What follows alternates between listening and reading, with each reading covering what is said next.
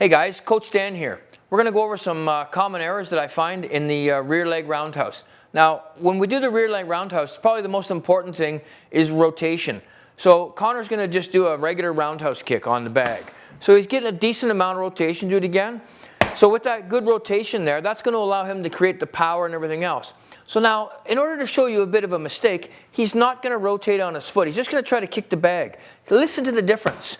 And see how he falls? So just fire that out, Connor, but don't turn. Yeah, see, you're almost automatically, he wants to turn. So try not to turn that foot at all. See, loses all the power, they drop the kick, it comes down low. Everything that you don't want a player to do, and especially a youthful player, because they're going to kick below the waist. The number one thing is getting that hip rotation, and the power comes out of that hip. So again, turn it right over. There. And you see, you'll hear the impact. The impact is completely different. Allows him also to keep his hands up. When he rotates, just hold that foot out, bring it out. When he rotates here and he makes that connection, look at where that hand is. If that hand is up like that, perfect. This allows him then to not only defend, but also to throw right after that if he wanted to fire a technique in.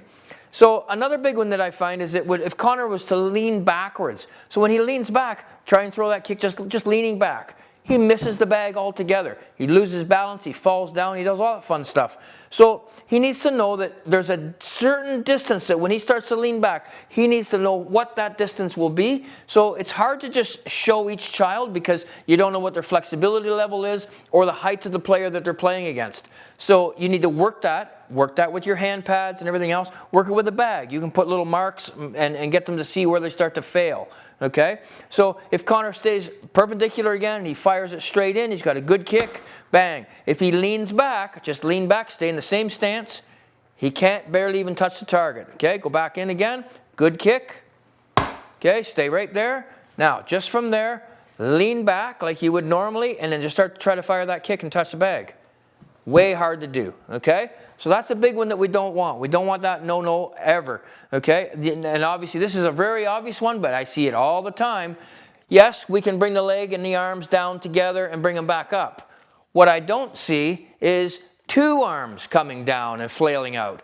So if Connor wants to bring it out and he wants to let that leg and arm come down together, that's not so bad. If Connor drops both hands at the same time as he's kind of coming through, just bring it through, and both hands just fall down. Or even if this hand just falls in a random fashion and it's just dropping. He's not paying attention. He's not utilizing it to create any extra energy. He's not using a hip rotation. He's not getting anything in that. When he does that, that puts him in absolute peril because he does no defense and he has really poor offense because there's no power in it. He loses it all.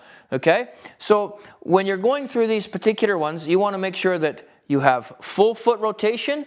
You want to make sure that, which will allow the hips, allow good impact, less hips, less impact. Okay, then the leaning. Yes, you can lean a little bit, but you have to know the distance that the kids can lean, or adults for that matter, that they can lean.